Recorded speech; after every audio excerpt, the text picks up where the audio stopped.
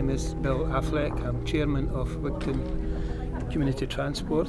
The buses in general, firstly, we have a policy to make them available, affordable and accessible. And if we don't achieve these aims, we're really failing.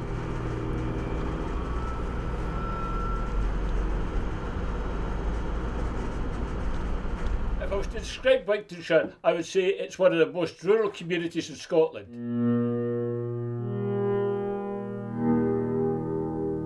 If it wasn't for these buses, I'd never be out of the house.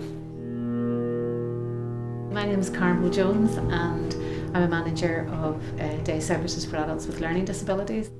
Originally, although we had our own transport, every other service had their own transport. So older people had a bus and we had a bus and the youth groups had a bus. So it was quite a lot of transport around, but not really serving a great function and being very costly because everybody used their own bus. But now with us all coming together under the Rural Transport Solutions, the buses are all shared between everyone and there's no real distinction, it's just transport, which is how it should be. This bus starts its run at about 6:45 in the morning, and it starts running from then, and it can run right through to midnight on a daily basis. I start at about 8:30 in the morning and go and do a school contract. About 9 o'clock I go to the local day centre for the elderly and then go out into the countryside and pick them up. And if they didn't have rural community transport, then they wouldn't be able to get into the centre.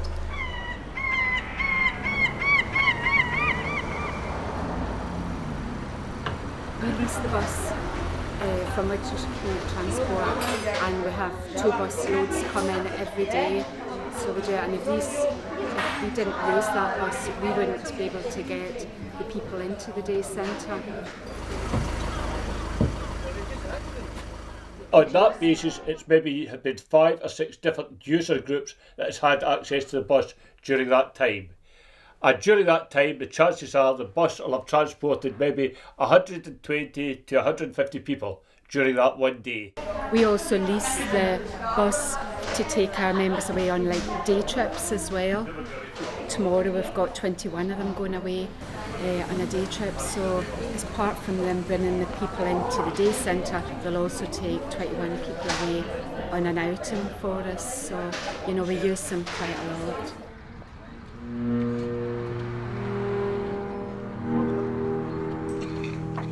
So just to lazy so that you would be a perfect pair.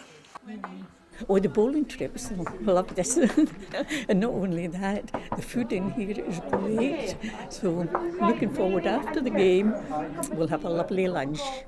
Well, we also work with other organisations as well, both in the evening. We work with the Women's Rural Institute and we also work with local football clubs. There's a big drive for Scottish youth football at the moment and the 2 biggest clubs in Stranraer rely on community transport to take them to their various matches.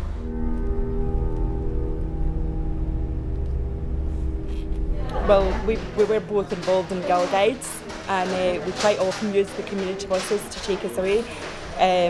2 of our guiders were actually put through their minibus training by Brian that runs the bus company, and they're able to drive the buses for us.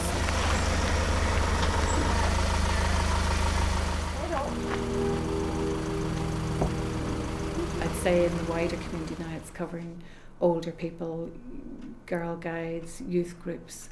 They all can use this transport, so we really are truly integrated into our local community now. On our books we've got 256 user groups that the bus is available to.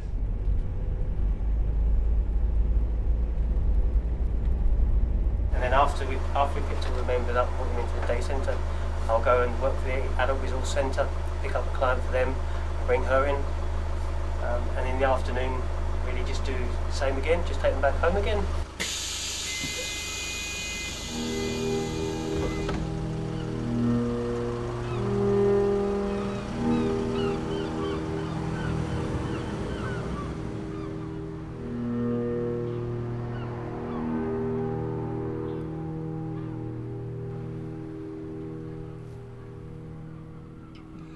People can come into places like the RC and the day centre and be cared for in groups. Often people say if something's costing less, then the service is diminished, but in actual fact it is costing less, but the service is dramatically improved. The big difference to the transport we provide to that of commercial operators is cost.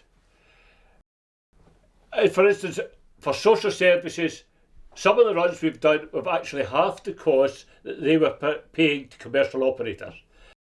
On Saturday, the bus travelled from Stra to Edinburgh. It cost that group £62 for an outing for the whole day. Bye. Bye. It's made a difference with the new bus set up because the staff are here much earlier in the morning. Because previously, with the old bus, they had to go up to the centre so that members could go into the centre before they came here. So that's a big difference. So we can start to get on with our work first thing.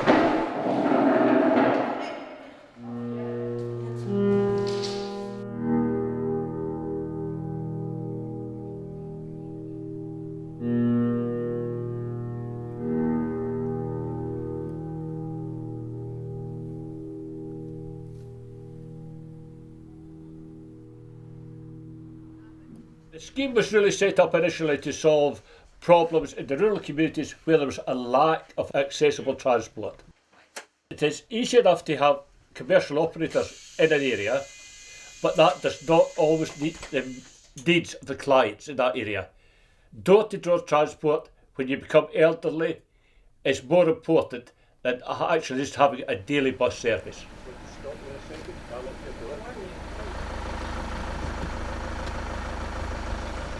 The transport initially was exclusively for the service users here, and the downsides to that were that it very much made us stand out in the community. Everybody would point to, oh, there's the big blue bus, or there's the big white bus, oh, that'll be the disabled people.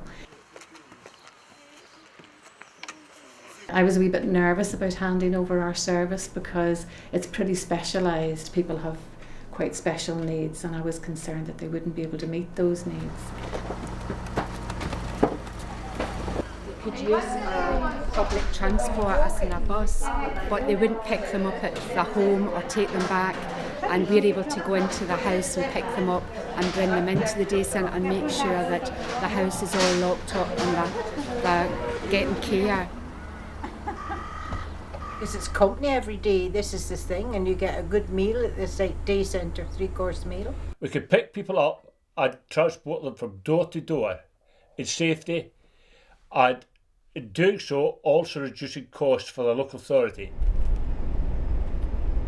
If we didn't have them bringing our members into the day centre, they just wouldn't be able to come in at all. So overall, it's been a really good project for us. Service users are benefiting. Some people up to as much as 2 hours extra per day of a service. Parents and carers can actually organise their lives. They can make appointments and know that they'll get to them instead of having to cancel them at the last minute because maybe my transport didn't work. I'm Pat Andrews, and my son Philip goes to the ARC in Stranraer, and I'm very pleased with this new bus schedule. On Monday I'm usually out there with John, Tuesday it's bowling, Wednesday I'm in here usually, if somebody's been prep we're down the workshop, Thursday I do drama, and Friday I do fitness. He's away for about 8:30 in the morning, which is great, and he's not home till 4:15. It used to be about 5 to 9 when we only had the one bus, and he was last off the bus. It might have been 4 o'clock when he was home in the afternoon. And it's reliable. They do let you know if anything's wrong. Beforehand, when we only had the one bus, if anything was wrong with the bus, there was no bus. So now we've got a backup bus. If anything goes wrong, it's not going to go wrong with both of them. So we've got a backup bus, so that takes the anxiety of that away.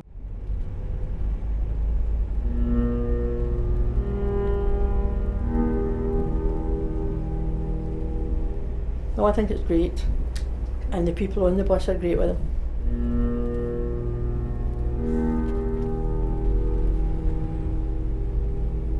You have to become sustainable, and the way you do that is working directly with your local community.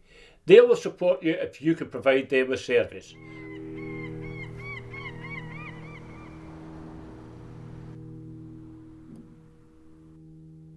We're always looking at where the needs are and to try and fill these needs.